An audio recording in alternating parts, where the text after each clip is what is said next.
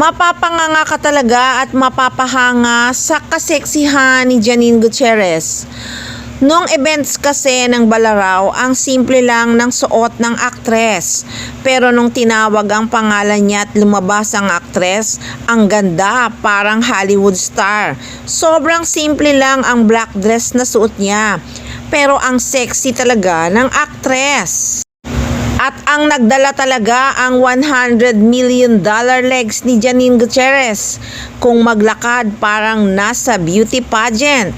Sayang talaga at hindi nakasali sa beauty pageant ang aktres. Ang ganda ng hubog ng katawan at ang tindig. Legs pa lang ang ganda ng hugis. Walang muscle ang legs, parang Barbie doll talaga.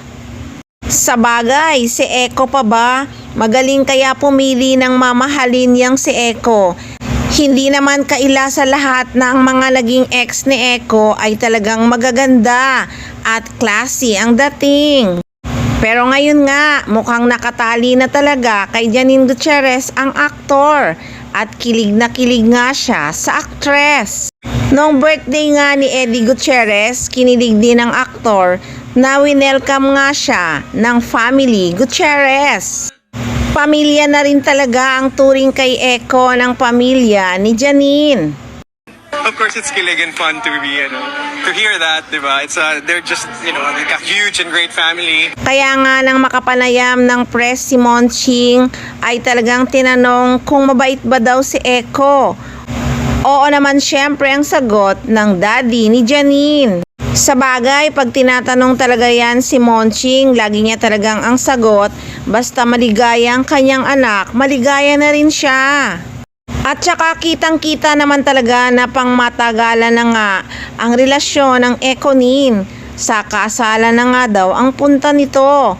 O baka nga kinasal na nga, diba? Gaya nga ng napapabalita na blind item na dalawang couple nagpakasal daw sa ibang bansa.